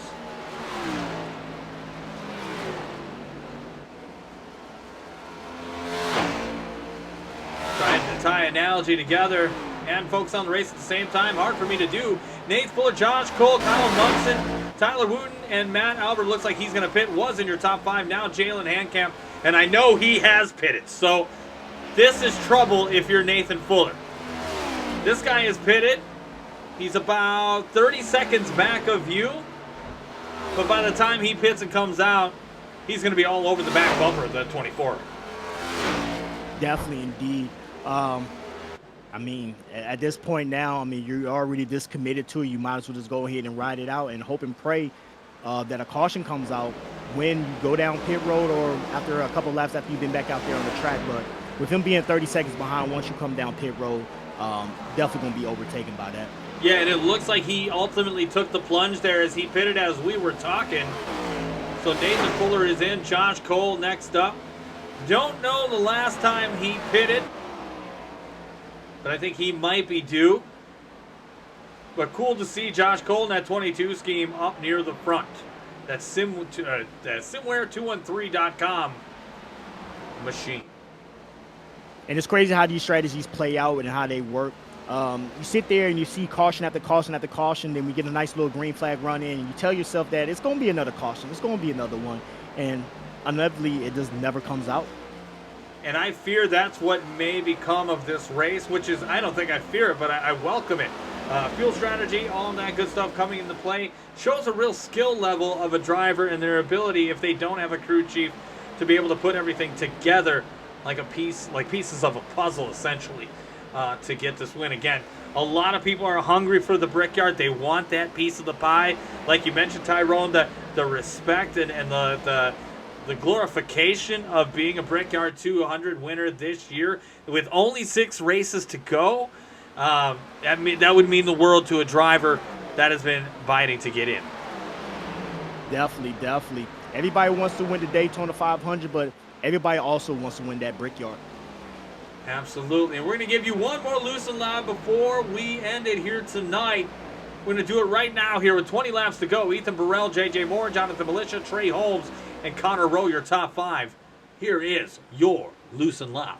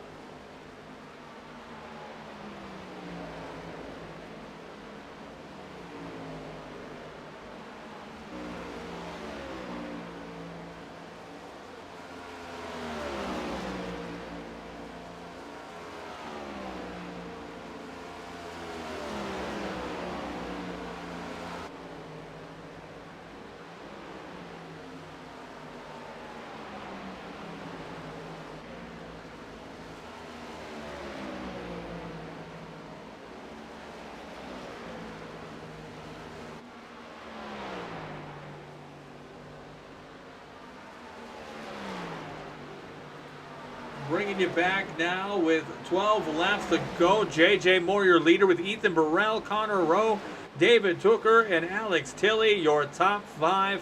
Again, I am Tom Torrey, aka the Horseboat. With me tonight, out of the blue, out of the sky, from the heavens, the racing gods has blessed me with Tyrone Reed in the booth. Again, thank you for having us be a part of your life this evening. Again, pretty good race we were discussing off the mic here so far. And pit strategy being the card to play. Yes, definitely with these two front runners right here. They have a nice marginal lead from third place, about a 3.5-4 second lead. But the question is, do they have enough fuel to make it all the way to the end if this bad boy stays green? Even if it stays green and a green-white checker comes out, can they do the green-white checkers? Yeah, that would be the even more interesting question. As we mentioned, JJ Moore lap pit, looks like he last pit on lap 53. So if we're talking 80 lap race, he's got about 27. So, geez, and it's even worse for everybody else behind him. So if a caution flag comes out, you may see the front runners pit because they may have to. And it goes back to the saying, was it worth coming down pit road that early for those sets of rough tires, or stay out just a little bit longer just to be in that pit window, just so you can be guaranteed that you have enough fuel to make it all the way to the end? Because I don't care if anybody say, new tires, old tires, whatever, track position is still key. Yeah, and absolutely. Like we had a discussion earlier, whether or not you should stay out on that last pit stop as long as you can, or go in and bite the bullet. It might be coming back to haunt some of these guys. But JJ Moore, Ethan Burrell, Connor Rowe, David Tooker, Alex Tilley, your top 5. And then you have Trey Holmes, Caden Dietrich, Jonathan Militia, Skylar Comstock, and Brad Gutierrez, both 9 and 10 RGR teammates, holding down the top 10 position. But Brad having a little trouble. Zach Duche going around on the outside to pass for 10th. He will clear him for that position. 10 laps to go. JJ Moore is your leader. Let's ride on board with the 76 machine. And with him having this lead right here, yes, he is leading, but he's burning a lot more fuel than the guy that's running in second place. And I wouldn't be so surprised that the guy that's behind him right now is coasting, saving some fuel just to try to make it all the way to the end. Let him go ahead and, hey, you can go ahead and lead. You lead the way. I'm just going to sit back here and ride and chill and hope and pray that with 2 or 3 laps to go that you have to come down and pit. And with him having that 3-second lead on third place, he can go ahead and try to manage his fuel a little bit longer too as well. The man Tyrone speaking of is the 14 of Ethan Burrell. And again, that's perfect logic. If you're the 14, that's what you want to do. You're just going to cruise around with this guy. You know you can keep up with him. You've been hanging with him most of the race. Now, at the end, whether or not you have anything for him, that may be a question that may come into play as the laps wind down. But as Tyrone mentioned, why not just hang around with him? You've got the draft. You got everything you need. You can conserve fuel, especially since you pit on lap 52. You're going to need that extra lap that JJ Moore has. Definitely. And with the draft being such a key factor, with these cars being so draggy, I mean, you can easily, with the little gap that he has right here, half of a tenth, you can easily suck up right to him at the end of the straightaway if he truly wanted to. But I think he's maintaining and just trying to modulate right now. Ethan Burrell, for the viewers at home, iRacing of near 60, iRating of 6,500. Now, I know you guys can get me, Tom, shut the hell up. That doesn't mean anything. I'm just saying he is very skilled in his craft. He knows what he's doing. Trust the process with the 14. Definitely right about that. Coming across the line, we have 7 laps to go. JJ Moore, your leader, still in that 76 Mobile 1 Toyota Camry, followed by Ethan Burrell, the 4 of David Tooker, the 23 of Alex Tilley, and the 5 of Connor Rowe. Again, now the leader has. Go ahead. Sorry about that. I was going to say the leader has some lap cars in front of him. Does he risk to try to pass the lap cars right now, or just fall in line and just ride behind him? But it seems like some of the lap cars are about to give way to him. But I'm scared for that 76 car. Yeah, one little mistake in these next-gen cars and you are toast. 86 has proven that this evening. No offense to Tyler, he's a good driver, and I like his personality and the excitement he brings to this series. I'm just speaking facts here at the moment. Again, he passes him with no problem. It looks like Brad Gutierrez all the way back to 25th. Once was a formidable contending car, now on the verge of being put a lap down. With 6 laps to go, JJ Moore's got that fresh air and that gap between him and Ethan Burrell. I still think that Ethan right now is sitting very pretty. I think he's the one to beat. He's just been back there riding. You said earlier, you know, yeah, I rating doesn't mean nothing, but it means something if you're a 6,600. So he's been in these positions before when it comes to a fuel mileage and saving fuel and stuff like that. I think that he's in the catbird seat right now. Yeah, he's just sitting there waiting and watching, proverbially ready to pounce as we approach 5 laps to go for the Brickyard 200. Basically a 2-horse race between JJ Moore and Ethan Burrell. The only question that separates both of these gentlemen is, do they have enough gas in the tank to finish? Stay right here because we are staying right here between 1 and 2 for the conclusion of this race. Maybe we'll take a peek back to the field before we get to the conclusion. Again, David Tucker riding around in 3rd, about 6 seconds back of the lead and growing. Alex Tilley having a really good run. Started 5th started 3rd, I believe, at 4th, having a great run in the top 5. Connor Rowe started 13th and now up to 5th. Caden Dietrich in the 6th. Trey Holmes 7th. Skylar Comstock started 20th, now into 8th. Cracking the top 10 inside the top 10. Started 22nd, Zach Duche. And starting 17th, Jonathan Militia moving up into 10th. Seemingly holding that down without, hopefully, a caution, knock on wood. Again, as you saw tonight, some of these drivers that usually are up front and contenders getting a dose of bad luck, getting into some altercation, catching a proverbial case.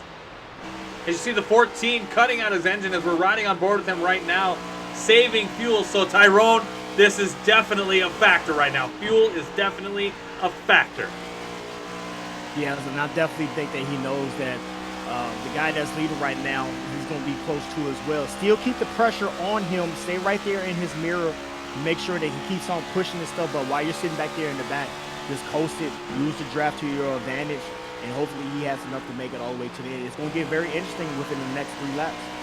Yeah, 3 laps to go, as you mentioned. We're going to stick with him for the moment, riding on board. Again, cutting out the engine to conserve fuel. That doesn't look good for him, as the lead has been growing for JJ Moore. Almost up to 0.8 second. I don't know. Is that English? I don't know. He's doing he's almost getting a second on him right now. It's growing ever so gently, as you can see JJ Moore putting a lap on the 999 of Justin Shoup. Shoup cutting down, trying to get in that traffic. Ethan Burrell, I believe, is going to use that trap to his advantage. But if he's cutting out his engine, Tyrone, that's telling me he doesn't have enough, and he's very concerned. Yes, definitely. But right now, as long as he's staying within a second of the leader in that car, he's still getting a big benefit of the draft. Leader is getting nothing. He's just all horsepower right now. So maybe he might have enough fuel to make it all the way to him, but he might be even concerned with just in case there's a green white checker.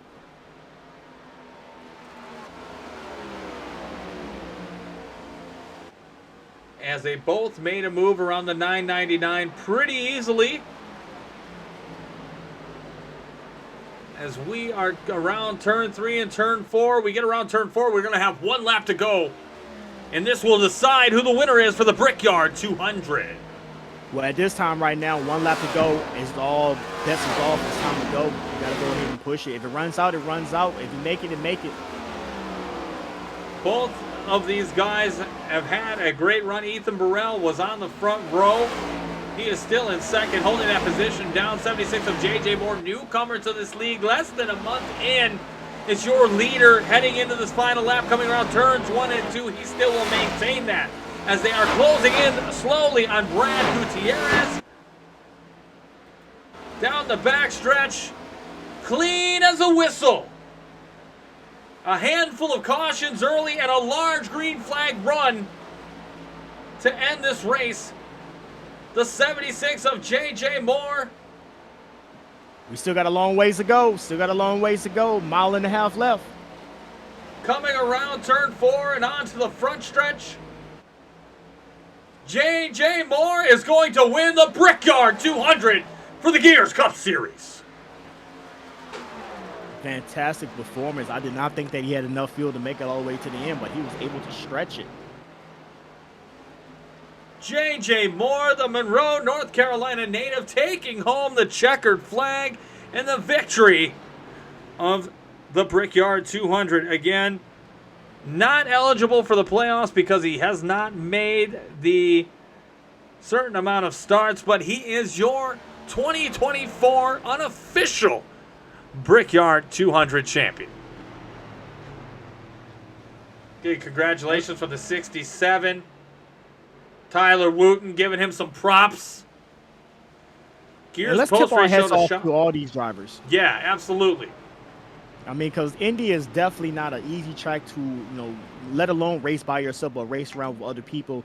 And we went over 30-some odd laps, green flag. Hell of a performance from all the guys that's in the field right now. Yeah, early on, I know some of you may have been like, oh man, I don't know if they're going to be able to get through this. But they have prevailed. Again, like Tyrone mentioned, we do believe approximately 30 laps of green flag racing. Fuel strategy coming into play at the end. Ultimately, your winner, 76 of J.J. Moore. We'll be right back here as we're going to let him celebrate and enjoy himself while we get post-race interviews lined up as we wrap up the Brickyard 200 and tee it up for next week's Pepsi 200 at Daytona. We'll be right back.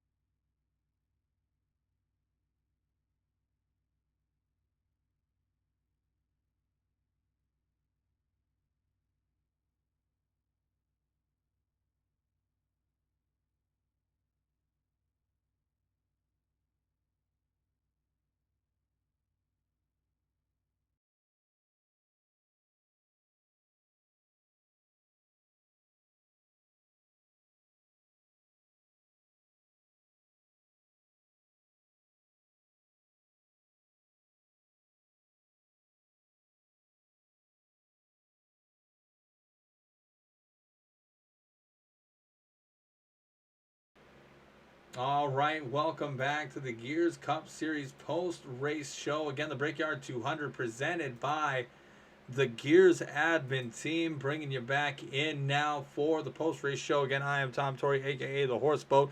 Along with me all night long, Tyrone Reed. Thank you, Tyrone, for joining us.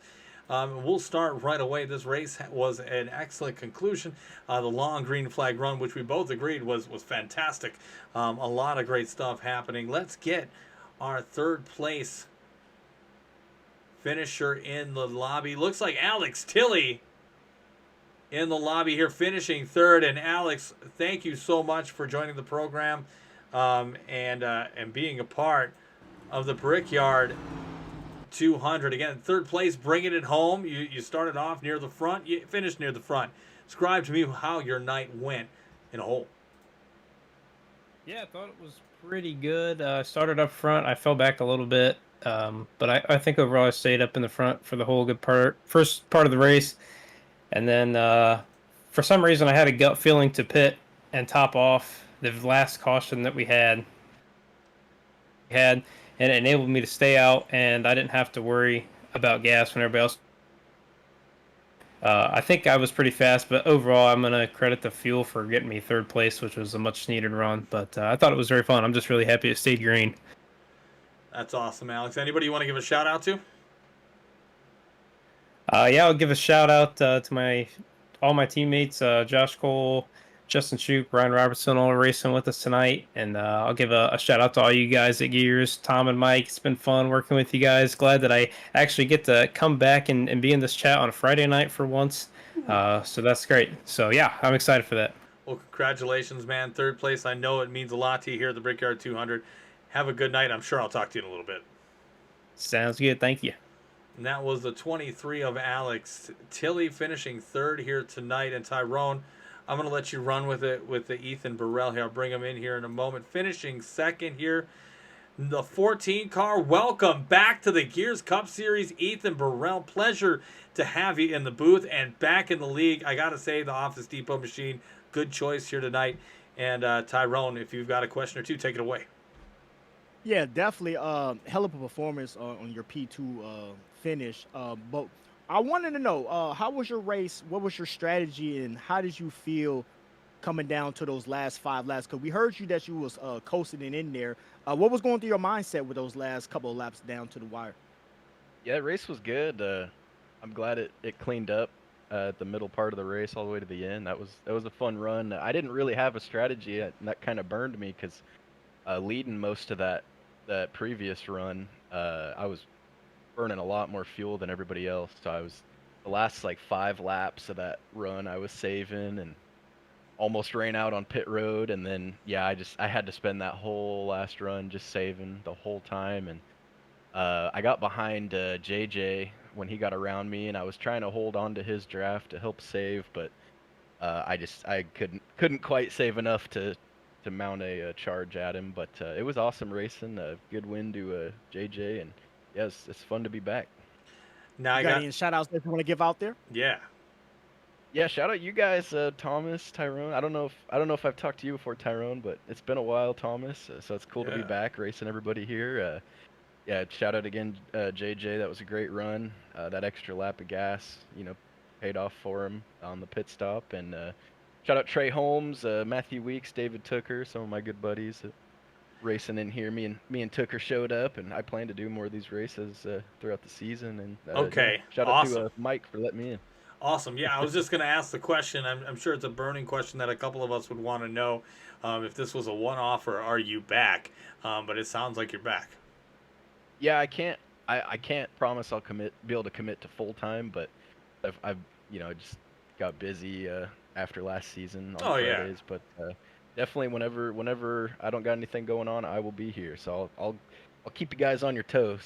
Fantastic. I mean, welcome to have you whenever you can make it. Again, thank you. Wonderful place finishing here tonight in second place. Again, congratulations on a great podium finish. Thanks, guys. That right there was the 14 of Ethan Burrell. And now in the booth, the guy that you just saw spinning donuts in slow motion like a sweet-ass montage, the 76 of J.J. Moore. J.J., thank you for joining us and being a part of the program here tonight. Wonderful victory as you started 14th and you ended up on top. One lap of gas seemed to make the difference.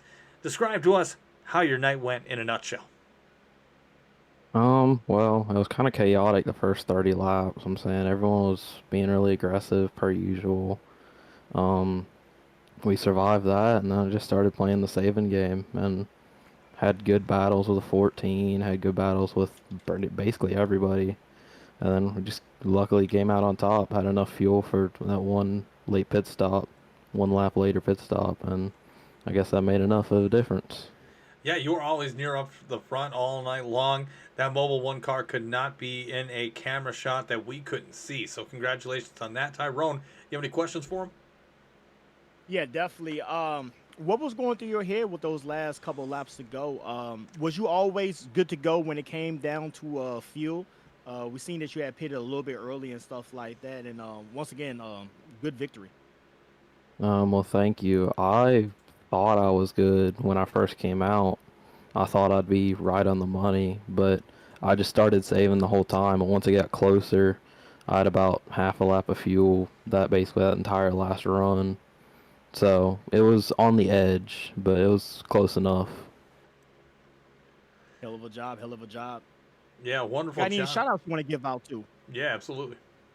I don't really think so. Kind of me, myself, and I, once again. It was fun racing with everybody.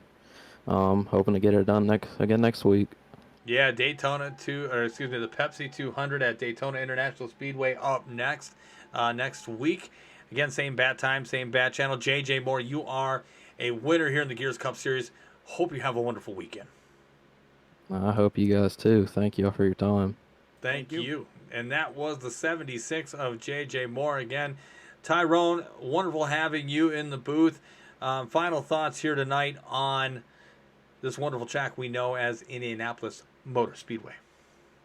Well, just like what all the drivers sat there and said, at first it was a little chaotic and stuff like that. Well respected. A lot of 3 and 4 wide, after restarts or whatnot. But nonetheless, put out a good fuel strategy race. It's rare to see fuel strategy races in today's NASCAR. So to see that play out right there, how it played out, I think that was a hell of a time right there. That is fantastic. I don't know if that's coyotes outside my door or my children, but there is yelling, which means we're going to end it here tonight for the Brickyard 200. For Tyrone Reed, I am Tom Torrey, thanking you for joining us here tonight for the Gears Cup Series rendition of the Brickyard. Again, we'll be back here next Friday night, right back here at 8/7 Central, right here on Casa de la Horseboat. Again, for Tyrone Reed, I am Tom Torrey, a.k.a. the Horseboat, wishing you a wonderful weekend. Stay safe out there. Have a good one.